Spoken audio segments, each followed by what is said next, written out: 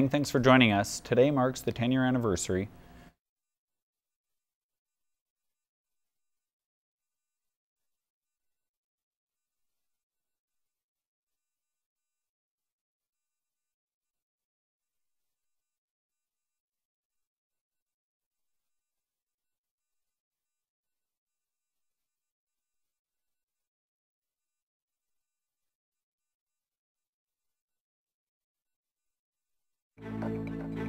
Tonight, a local hero remembering Ace Bailey on the 10-year anniversary of 9/11. Plus, Homeward Bound, a collective sigh of relief as Keenan Hibbert is returned safely. Plus, passing grades, tools for schools helps needy students. In sports, 3 games in 3 days. The Bobcats look to slay the Dragons and pick up their first victory of the season. You are watching Newcap News, the weekend edition.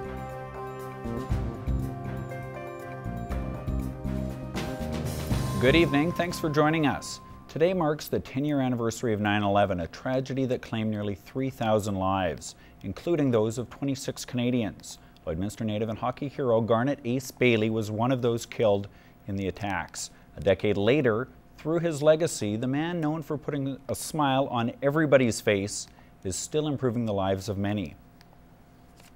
Teammates described him as effervescent, the glue that held the locker room together and kept everybody loose. It's tough to keep morale up in a group, you know, the fellas that don't play, and it's easy to kind of, some of the teams would have guys kind of complaining, whereas Ace was always so upbeat and full of positive energy and just bringing everybody together in a positive direction. He was equally loved outside the hockey world. Ace was a one-in-a-million person. You know, he was very loved in the hockey world. And, you know, the guys will tell you that played with him, he wasn't the guy that went out and scored a bunch of points for you, but he was the guy that kept the dressing room loose. He was the guy that kept the team together. He was the guy that lifted all spirits when things were low. And he did that in our family as well. Winning a Stanley Cup is a boyhood dream for many Canadians. The Lloydminster native lived that dream 7 times. As a player and pro scout in the National Hockey League, and a career that saw him win championships with Bobby Orr and Wayne Gretzky.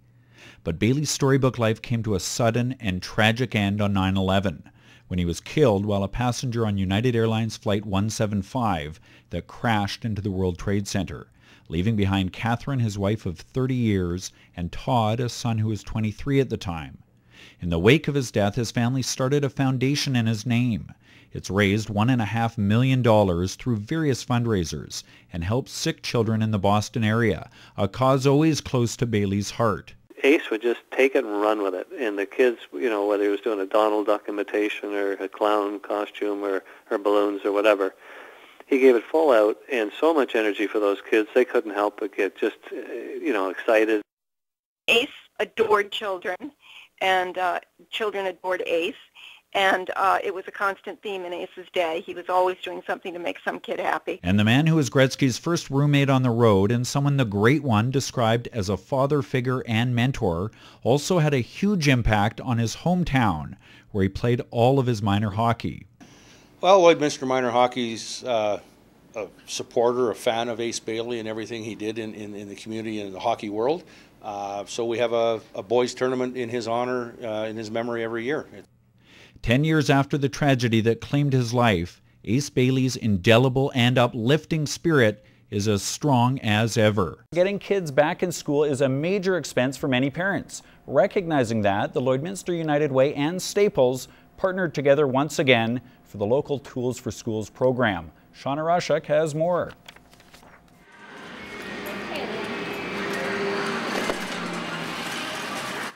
The annual Tools for Schools program is helping some local students head back to class with the essential supplies they need.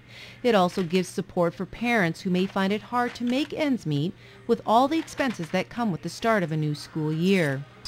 When you have to feed and stuff, it's, you know, it's one of those things that sometimes you just have to give what you can give and then hope that the school can supply the rest. Another huge success this year, a much-needed program lending support for students and the school system. It's one of those programs that I think sometimes goes underlooked. The kids every day show up and they need the supplies in order to be able to be educated properly. Even with a strong economy here in the border city and more people moving into the region, not every family is prospering. We've got a lot of people that have come in from other countries and stuff that are coming into the school system, so as that growth and demand goes up, of course this demand for this program is going to go up. Over $2,000 in cash was raised, along with over 5 shopping carts full of school products, all going towards helping students in both the public and Catholic school system from kindergarten through to grade 12. When I was talking to the schools, they say that they're looking at about 20 kids per school that are looking for stuff around this time of year. And so, you know, we're looking at least 100 kids that are going to be affected by the program.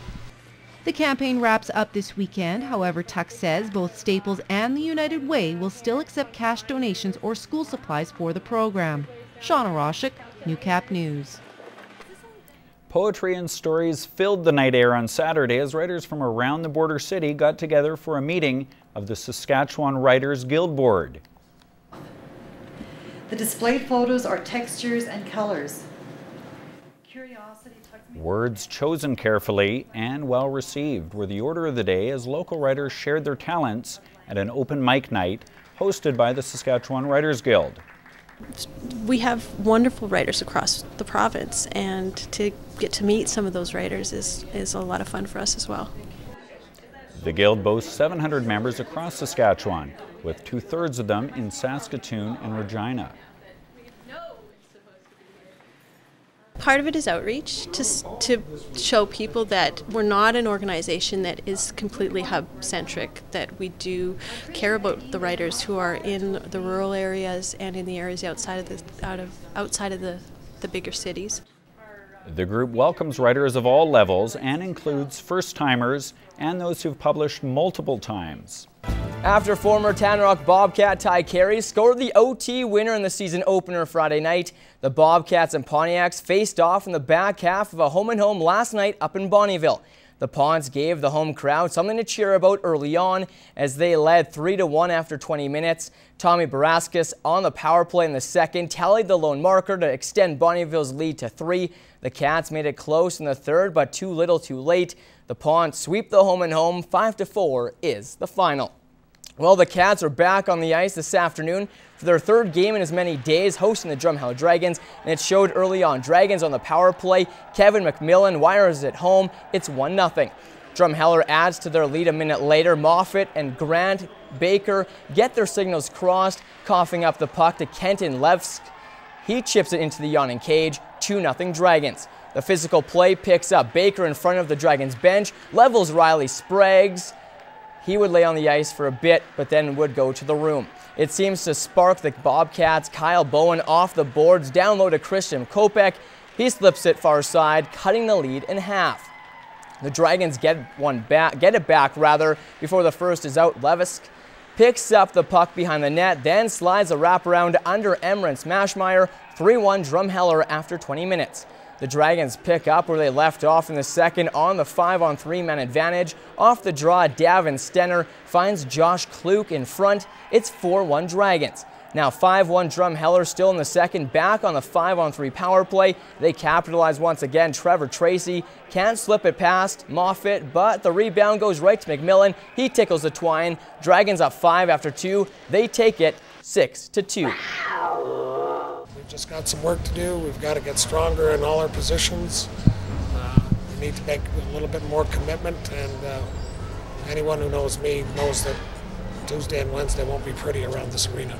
No, we're not looking for any excuses. So, I mean, we weren't the team that we know we can be, and we got a week of practice here, so hopefully we can get back to it. The defending Division I rugby champion Lloydminster Reapers put their title on the line last night as they hosted the Saskatoon Badgers in the semifinal. The Reapers and Badgers were tied for most of the first half. Lloyd led 5-0 at the break, but in the second the Reapers wore down the Badgers while putting up points on the board. The Orange and Black ended up thumping Saskatoon 26-7 and punched a ticket to the final in next Saturday's game in Saskatoon, where they'll face the Wild Oats. From the diamond to the pitch, and the Lakeland Rustlers soccer programs improved as the year went on in their inaugural season. The Rustlers were hoping to keep that trend going as they kicked off the ACAC season yesterday. For the first time in team history, the Rustlers women's team picked up their first victory, slipping by the Lethbridge Kodiaks on the road 4-3. They were back on the pitch this afternoon looking to make it 2 in a row, but they fell to the Rattlers 4-0. As for the guys, they dropped a close one to the Kodiaks yesterday 2-0, but we're looking to get back to 500 today, but it just wasn't meant to be as the Rattlers shut out the Rustlers 2-0. All right, that's all the time we have for news, weather, and sports tonight. Have a good evening, everyone.